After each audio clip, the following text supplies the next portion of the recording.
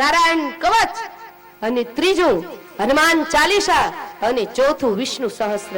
બાકી મેરે ભાઈ બહેન કરવા જેવા તો ઘણા સાધનો, પણ આપણું આયુષ્ય ટૂંકું છે. કેટલું કરશું આપણે? શંકરાચાર્ય મહારાજે કહ્યું કરવા જેવું હોય તો 4 કરી લે, ટૂંકા આયુષ્યની અંદર બધું આવી જશે. ગેયમ ગીતા નામ સહસ્ત્રમ ધ્યેયમ શ્રીપતિ રૂપમ દેયમ દીન જનાય ચ વિત્તમ નેયમ સજ્જન સંગે ચિત્તમ ભજ ગોવિંદમ ગોવિંદમ ભજ મૂઢમતિ.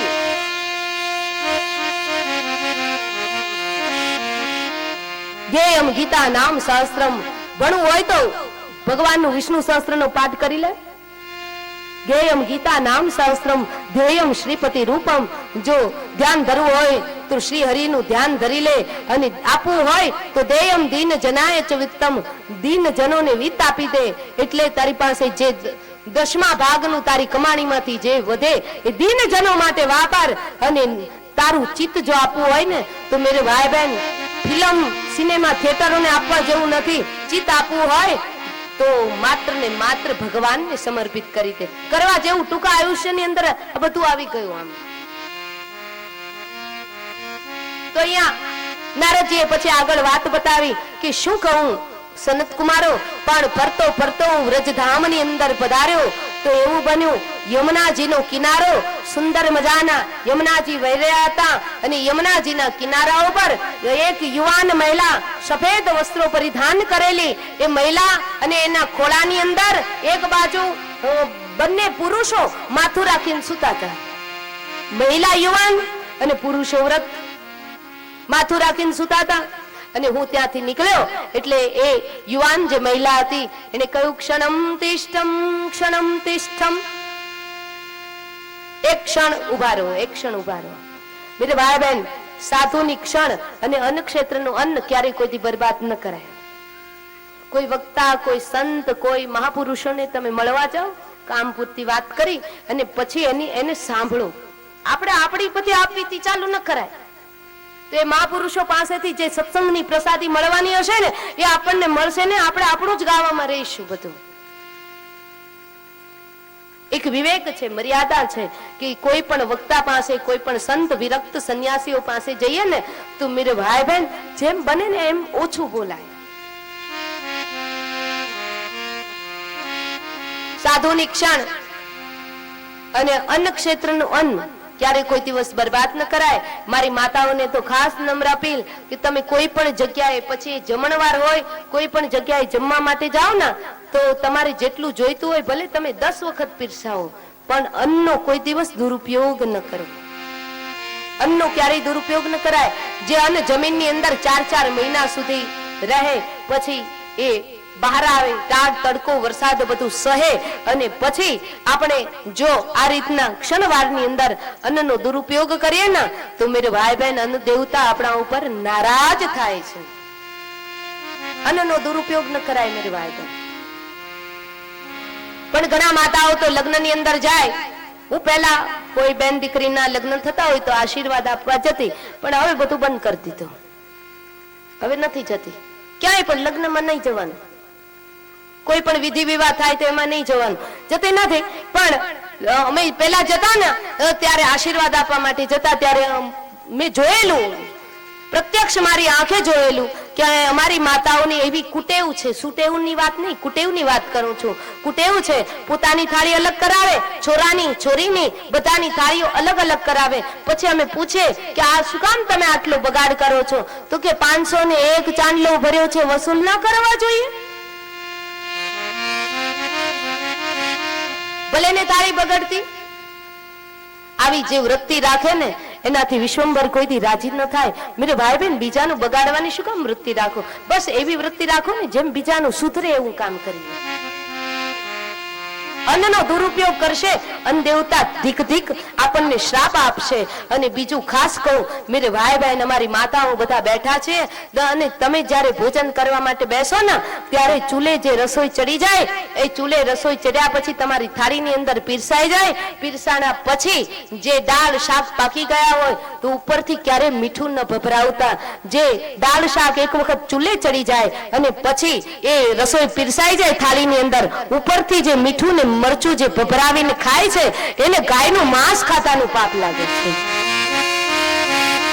પણ બધાને આ જ આદત છે. ઘણાને ઉપરથી મીઠું ને મરચું, ઘણા તો ડાબલો ડાબલો છે ને એ ગોઠણની નીચે મારી માતાઓ દબાવીને જ બેઠી હોય, જેમ જેમ મીઠું ઓછું લાગતું જાય એમ એમ ભભરાવતી જાય. પછી એમ કે દાળમાં મીઠું ઓછું છે, દાળમાં કે પછી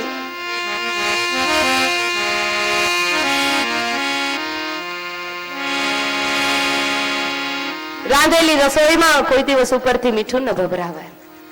જમવાનો પહેલો નિયમ. બીજો નિયમ મેરે ભાઈ બેન આને જમવા કહેવાય. બાકી તો કોઈ નિયમ વગરનું જે જમતા હોય ને જમવું ન કહેવાય ને ખાતું કહેવાય. ભેંસ પેલું ખાંડ નથી ખાતી, ચારે કોઈ ઢોલતી જાતી હોય, બાખોડિયા ભરતી જાતી હોય, આમ આમ આમ બુરાઈ થાય ખાણ જોઈને, એને જમ્યા ન કહેવાય. ઘણા તો આમ બે બે હાથે રોટલા તોડી તોડીને ખાતા હોય, એને ખાવાની સિસ્ટમ થોડી કહેવાય.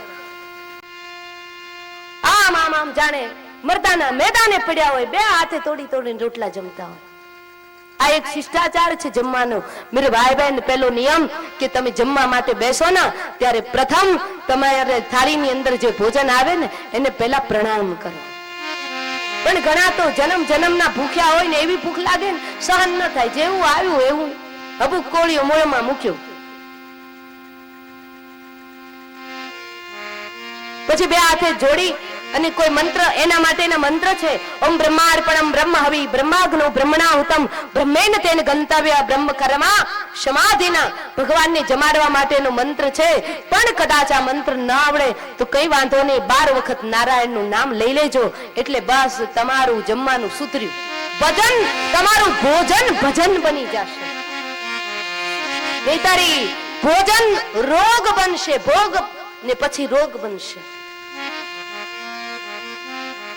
ભગવાનને જમાડીને પછી જ જમજો.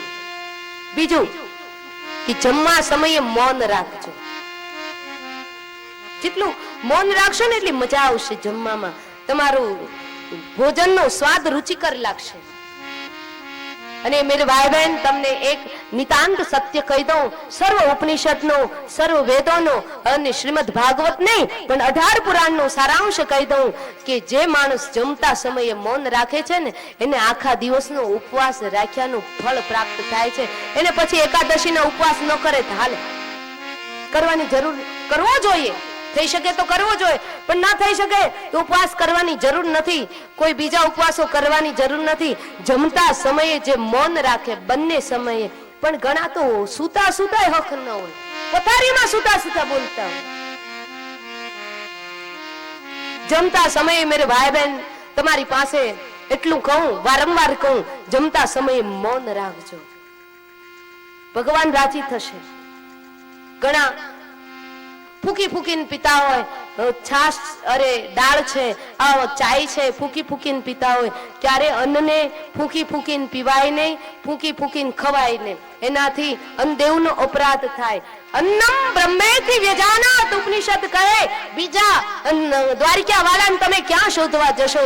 દ્વારિકા વાળો તો દેવળમાં બેઠો છે, પણ સાક્ષાત દ્વારિકા વાળો તો આપણી થાળીની અંદર પધારે ત્યારે ધીક ધીક કરીને જે જમે અને ફૂકી ફૂકીને ખાય, અન્નદેવનું મોટામાં મોટું અપમાન કરે. આ જગતની અંદર સાક્ષાત બ્રહ્મ જો હોય તો આકાશનો સૂર્યનારાયણ, અને બીજો બ્રહ્મ હોય તો આપણું જે પાલન અને પોષણ કરે છે અન્ન દેવતા છે. બીજા ભગવાનને ક્યાં શોધવા જશો મેરે ભાઈ બહેન?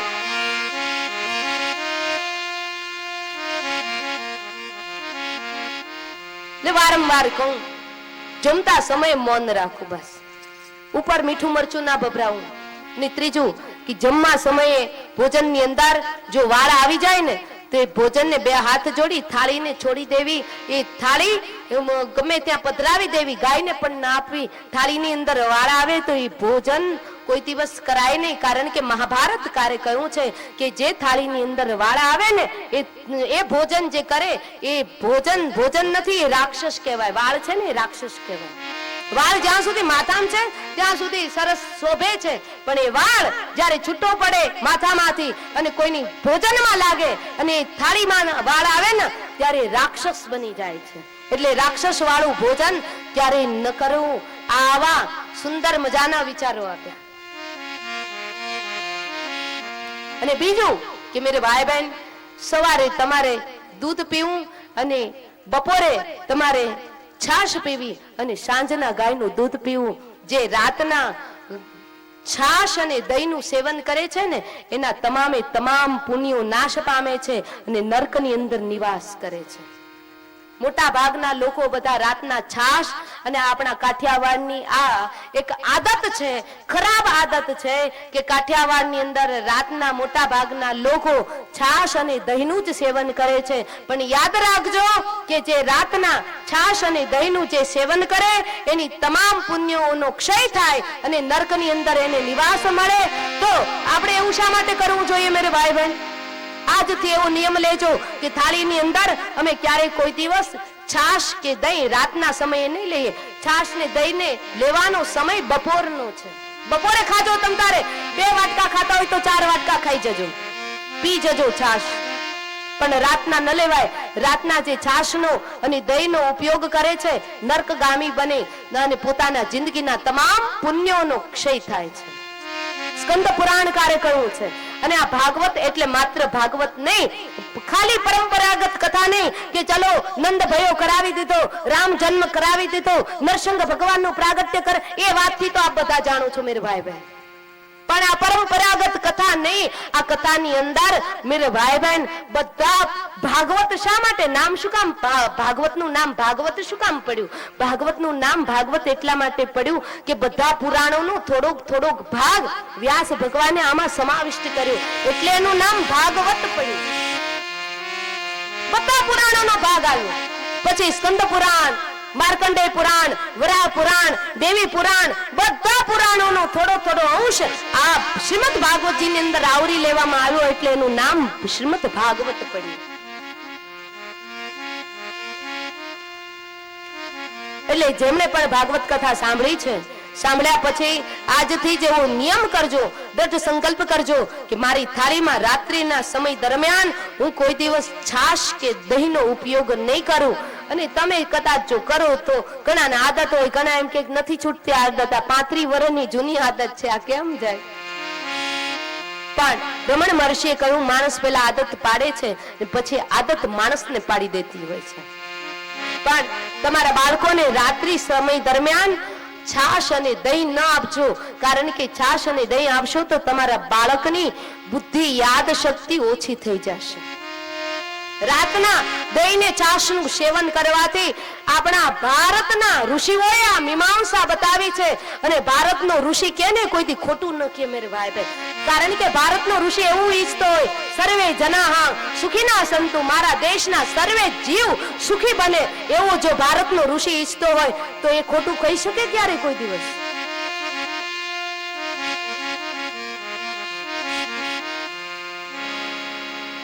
નારદજીએ કહ્યું કે સ્ત્રીએ મને બોલાવ્યો, મને કહ્યું એ મહાત્મા થોડી વાર અહીંયા પધારો ને. ક્ષણમ તિષ્ઠમ, એક ક્ષણ ઉભા રહ્યો.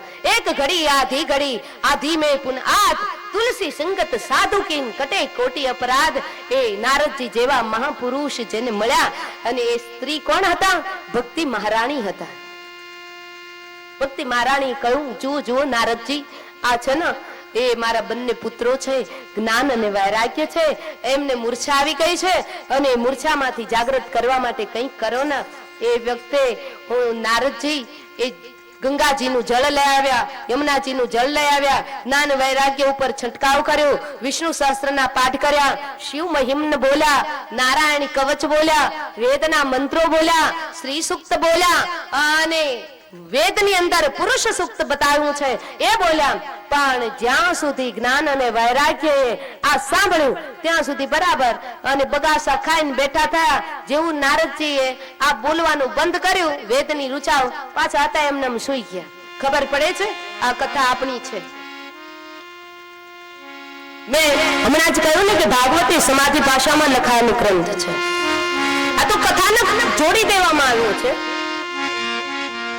આપણે જ્યાં સુધી કથાની અંદર બેઠા હોય ને ત્યાં સુધી આપણને એમ થાય કે હવે રાતના તો આપણે દહીં છાશનો ઉપયોગ કરવો જ નથી. આજ કથાની અંદર આવ્યું, પણ ઘરે જેવા જઈએ છાશ અને દહીં જોઈએ તરત આપણી જે જીભ છે ને એ જીભ મેરે ભાઈ બહેન જીભને વશમાં રાખવી ને એ તો બહુ વસમું છે. જીતાસનો જીતસ્વાસો. સુખદેવજી મહારાજે ભાગવતજીના બીજા સ્કંદની અંદર કહ્યું કે જે જીભને જીતશે એ બધું જીતી લેશે. જે જીભને જીતશે એ જગદીશને પણ જીતી લેશે અને જગતને પણ જીતી લેશે. કથામાં જઈએ ત્યાં સુધી બેઠા હોય ત્યાં સુધી એમ થાય કે બરાબર છે, બધું આચરણમાં મૂકવા જેવું છે. પણ જેવા આપણે ઘરે જઈએ તો કે કથાની અંદર તો આવ્યા કરે, તો કથાકાર બધું કીધા કરે, થોડું બધું પાલનમાં મૂકવાનું હોય. કથા સરસ મજાની ચાલતી હતી અને એમાં કથાકાર બહુ સારી કથા કરતા હતા અને સામે એક માં બેઠા હતા ને, તો એ માં કથા સાંભળતા સાંભળતા રડી પડ્યા. તો પેલા કથાકાર જે વક્તા હતા ને, એ કથાકાર વક્તાએ પછી કથા પૂરી થઈ એટલે માને પૂછ્યું કે માં તમે કેટલા ભાવ વિહવળ બની અને કેટલી સરસ મજાની રૂડી રીતે કથા સાંભળો છો. તો માએ કહ્યું કે એ તો બધી વાત સાચી મારા દીકરા, તું દીકરા જેવડો છો એટલે મારે બીજું તો શું કહેવાય, પણ આજે મારો પાડો છે ને આમ જ ભાંભરડા નાખી નાખીને ગુજરી ગયો. તો કે પાડો ગુજરી ગયો એમાં તમારે માય રડવાની શું જરૂર? તો કે મને તારો ડર લાગે છે કે મારો પાડો ગાંગરી ગાંગરી મરી ગયો એમ તારું ક્યાંક નિધન નો થઈ જાય.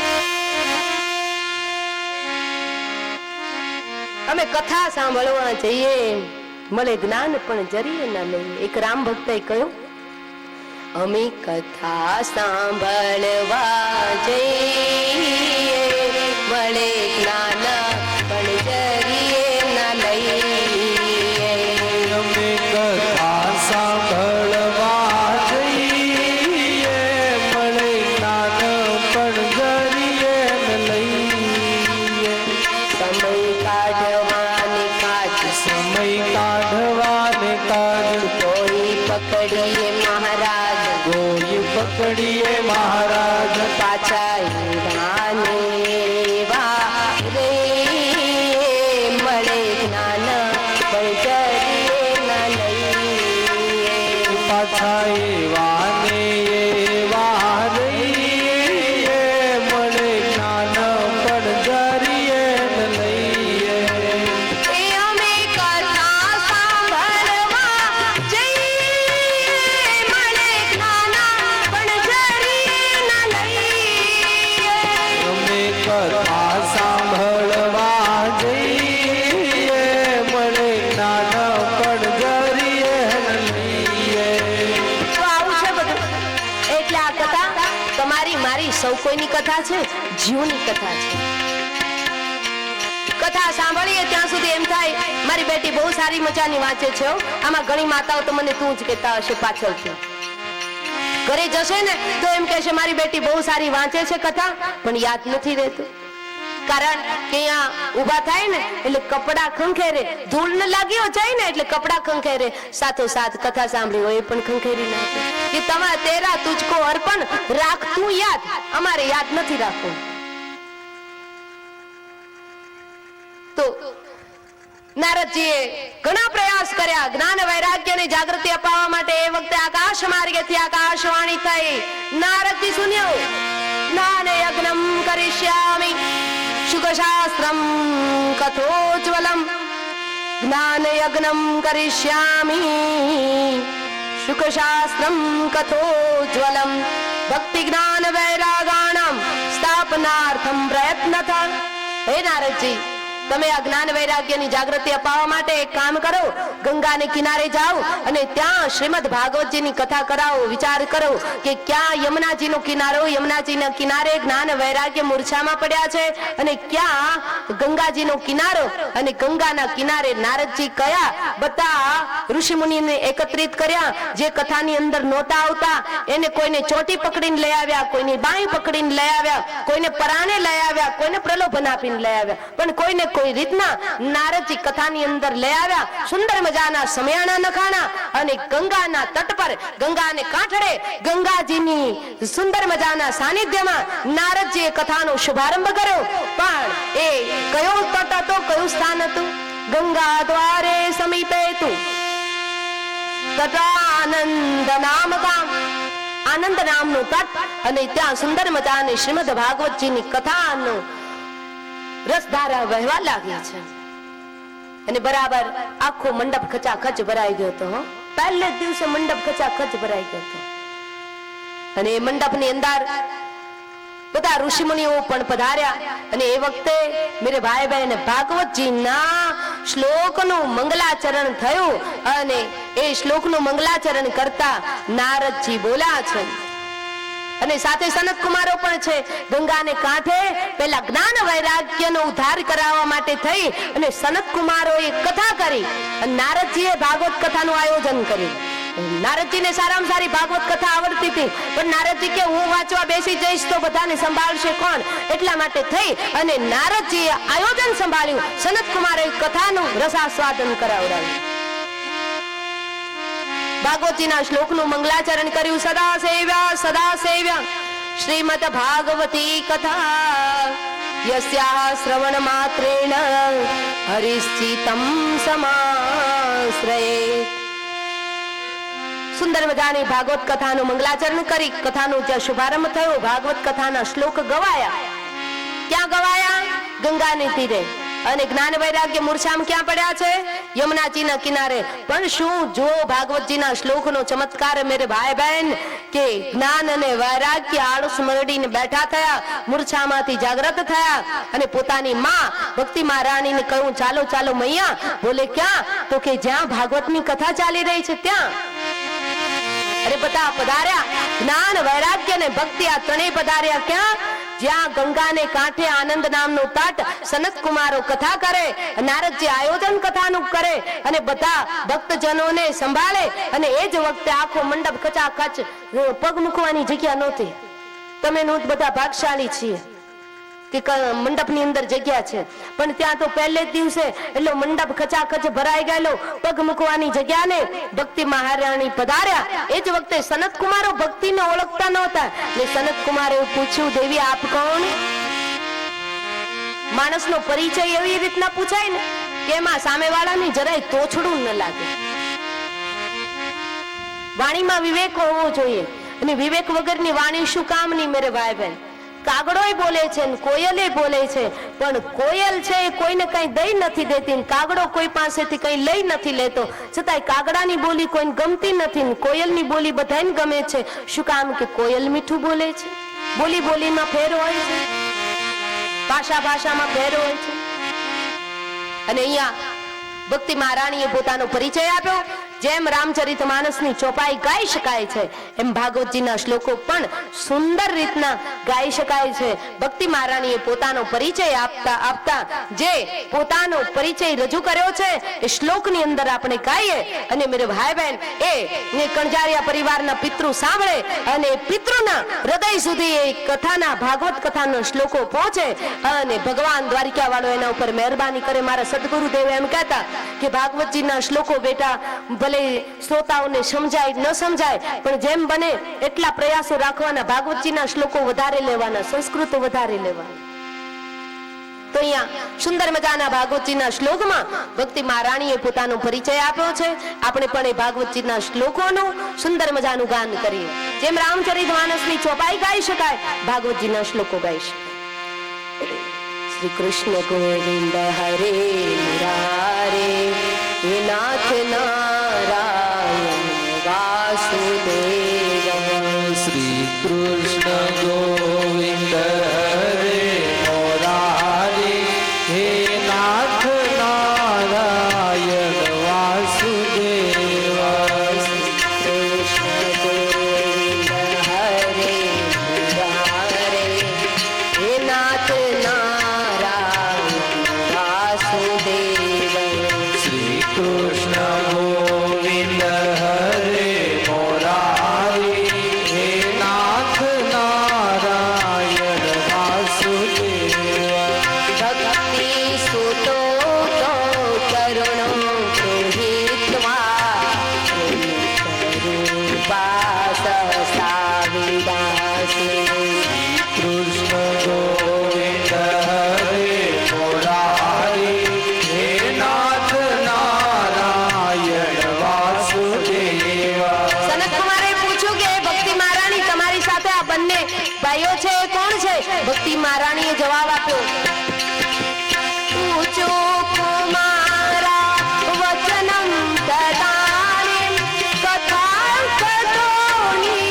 पतिताधुनेयम् કૃષ્ણ ગોવિંદ હરે મુરારી હે નાથ નારાયણ વાસુદેવ एवं गिरः ससुता निशम्य सनत्कुमारं निजगादनं नाम શ્રી કૃષ્ણ ગોવિંદ હરે મુરારી હે નાથ નારાયણ વાસુદેવ श्री कृष्ण गोविंद हरे मुरारे हे नाथ नारायण वासुदेव કૃષ્ણ ગોવિંદ હરે મુરારી હે નાથ નારાયણ વાસુદેવા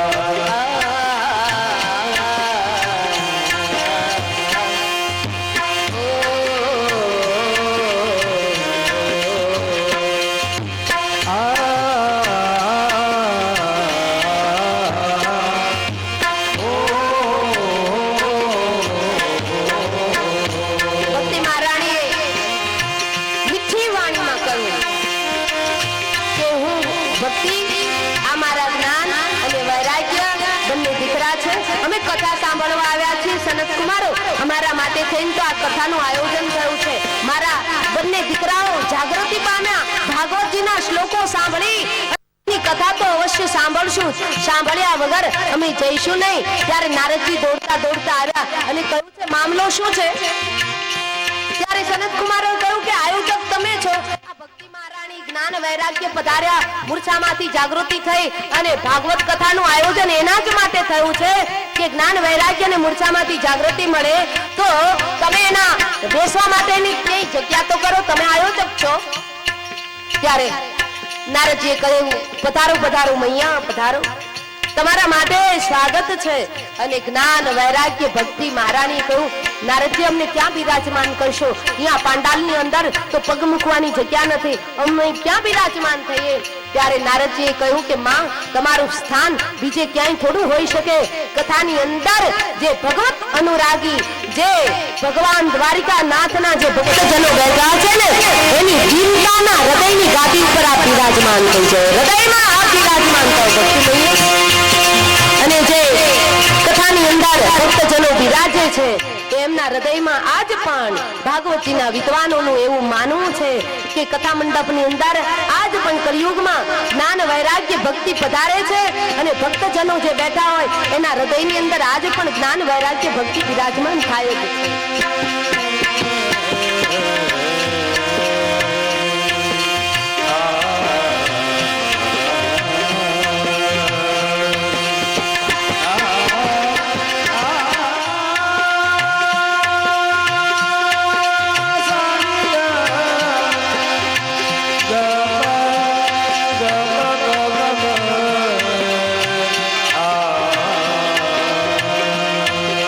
શ્રી કૃષ્ણ ગોવિંદ હરે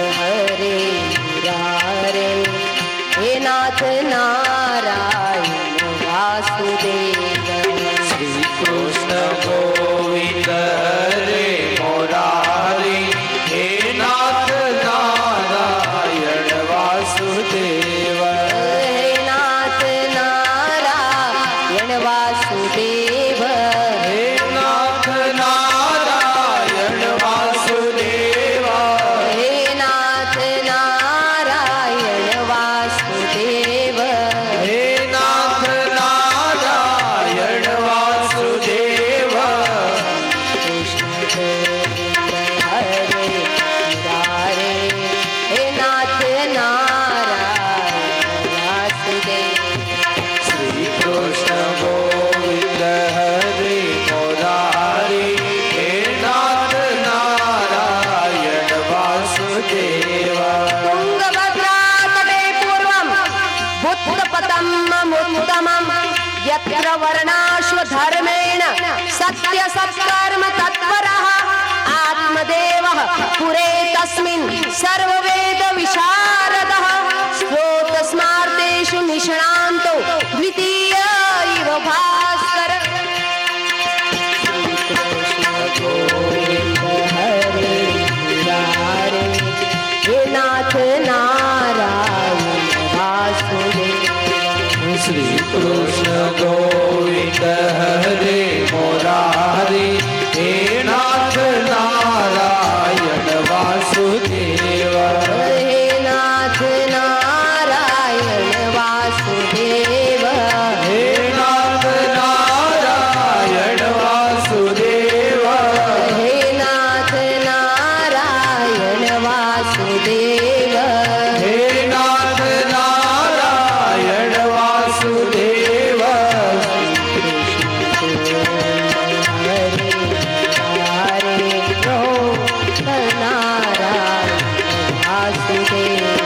શ્રી કૃષ્ણ ગોવિંદ હરે મુરારી હે નાથ નારાયણ વાસુદેવ ભાગવતજીનું મહાત્મય ભાગવતજીના શ્લોકોનો મહિમા બતાવવામાં આવ્યો કે ભાગવતજીના શ્લોકો સાંભળી જ્ઞાન વૈરાગ્ય અને મૂર્છામાંથી જાગૃતિ મળી અને ત્યારબાદ ભાગવતજીનો મહિમા બતાવવામાં આવ્યો કે તુંગભદ્રા તટે પૂર્વમ આત્મદેવ નામનો બ્રાહ્મણ વસે અને એ આત્મદેવ બ્રાહ્મણને ત્યાં જે દીકરો થયો એમની સુંદર મજાની કથા કાલ પ્રાતકાલીન સત્રની અંદર આપણે લઈશું. તો કાલે ગોકર્ણ મહારાજના પ્રાગટ્યની જન્મ પ્રકરણની કથા, ધુંધુકારીના મોક્ષની કથા આવતીકાલના સવારના સત્રમાં બરાબર 9 વાગે આપણે હરિનું ગુણાનુવાદન કરવા માટે પુનઃ અહીંયા આપણે સંમિલિત થઈશું. પણ મેરે ભાઈ બહેન ભાવ અને ઘોર શ્રદ્ધાની સાથે આ જે મંત્ર હું બોલાવી રહી છું એ મંત્ર બીજો કઈ નથી. સવારે જે મંત્રનું આપણે અધ્યયન કર્યું તો મેરે ભાઈ બહેન આ કેવું સુંદર મજાનો સંજોગ રચાયો કે કલિસંતરણ ઉપનિષદના મહામંત્રથી આપણી કથાનો શુભારંભ થયો અને ભાગવતજીના આ મહામંત્ર છે શ્રી કૃષ્ણ ગોવિંદ હરે મુરારી. જેને ગુરુજી પાસેથી મંત્ર ન લીધો હોય ને આ મંત્રનો પાઠ કરે ને તો ચાલે. આવતા જાતા હાલતા ચાલતા બેસતા ઉઠતા આ મંત્રનો જપ કરે ને તો ભગવાન ગોવિંદનું કલ્યાણ કરે. તો કથાનો પ્રારંભ કલિસંતરણ ઉપનિષદના મંત્રથી અને આજની કથાનું જે સમાપન છે સાયંકાલીન જે સત્ર છે સાયંકાલીન સત્રનું પુષ્પ દ્વારિકાધીશના ચરણ કમલની અંદર સમર્પિત કરીએ. પણ ચંડ ઘડી માટે યજમાનો આરતી પૂજા કરવા માટે આવે એ જે સમય છે વચ્ચે એ સમયગાળાની અંદર આપણે ભગવાન દ્વારિકાનાથનું આ જે ભાગવતજીનું જે મહામંત્ર છે, પ્રથમ મહામંત્ર છે ભાગવતજીનો, કે ગુરુજી પાસેથી મંત્ર લીધો હોય તો આ મંત્રનું જે પાઠ કરે તો એમના ઉપર ભગવાન રાજી રહે. બીજો મંત્ર છે ઓમ નમો ભગવતે વાસુદેવાય, પણ એ તો પછી આવશે ચોથા દિવસે. શ્રી કૃષ્ણ ગોવિંદ હરે મુરારે હે નાથ નારાયણ વાસુદેવ. શ્રી કૃષ્ણ ગોવિંદ હરે મુરારી હે નાથ નારાયણ વાસુદેવ. શ્રી કૃષ્ણ ગોવિંદ હરે મુરારે હે નાથ નારાયણ વાસુદેવ. શ્રી કૃષ્ણ ગોવિંદ હરે મુરારી હે નાથ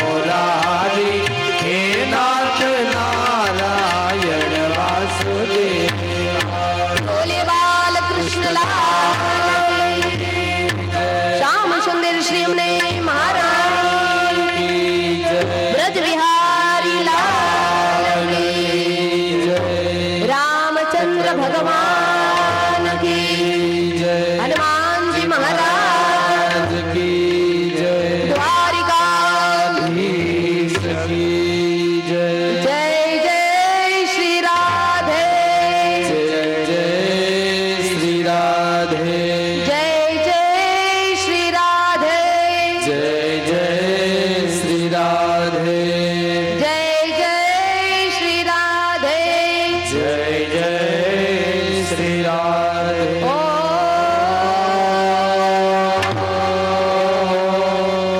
नमः पार्वती पते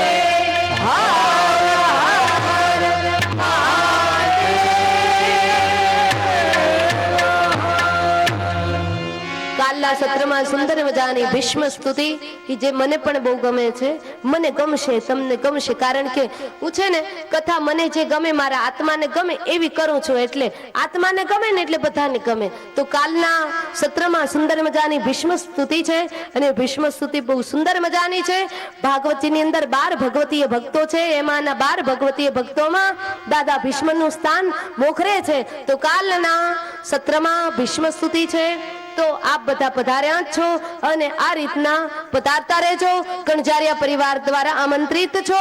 અને બીજું કે જે ભક્તજનો આવે તો બપોરના સમયે ભોજન કર્યા વગરના કોઈ ઘરે પરત પાછા એમને ન જાય. આ તો અશ્વમેધ યજ્ઞ કહેવાય. ભાગવત કથા એ તો અશ્વમેધ યજ્ઞ કહેવાય. ભાગવતજીની અંદર બતાવ્યું છે કે કોઈ વ્યક્તિ કથા સાંભળીને જતું હોય, હાથમાં પ્રસાદ હોય, પણ એ પ્રસાદને જો પણ પ્રણામ કરે ને તો પણ પાપ બળીને ભસ્મીભૂત થઈ જાય. તો આપણે તો અહીંયા પ્રસાદ લીધા વગર કોઈ જવાનું નથી.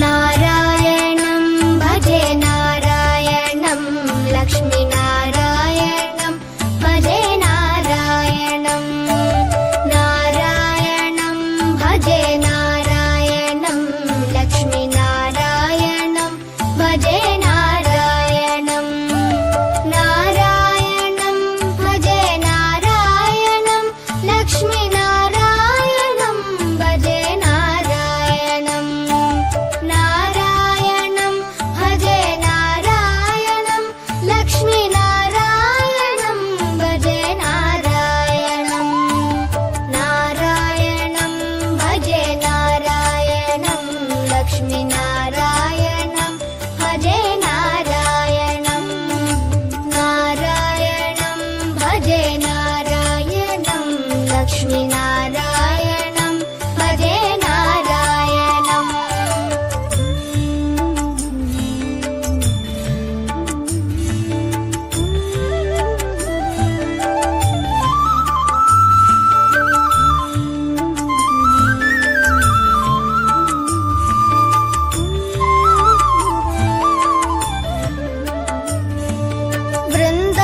वृन्दावनस्थितं नारायणं देववृन्दैरभीष्टितं नारायणं दिनकरमध्यगं नारायणं दिव्यकनकाम्बरधरं नारायणं नारायणं भजे नारायणं लक्ष्मीनारायणं भजे नारायणं नारायणं भजे नारायणं लक्ष्मीनारायणं भजे नारायणं नारायणं भजे नारायणं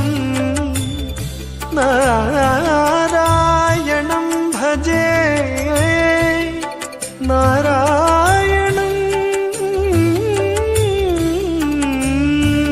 पङ्कजलोचनं नारायणं भक्तसङ्कटमोचनं नारायणं करुणापयोनिधिं नारायणं भव्यशरणागतनिधिं नारायणं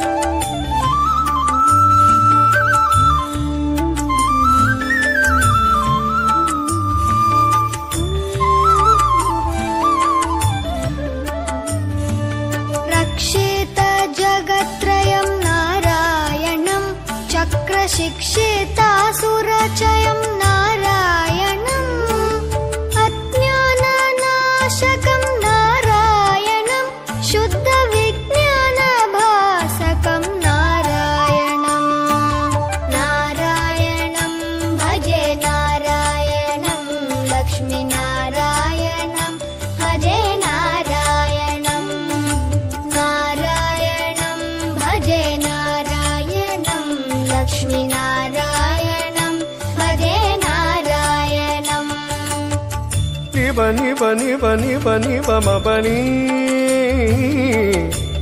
नि सरे म बनी नि नि the the the the the the दी नारायणं नारायणं श्रीवत्सभूषणम् नारायणम् नन्दगोवत्सपोषणम् नारायणम् शृङ्गारनायकम् नारायणम् पदगङ्गाविधायकम्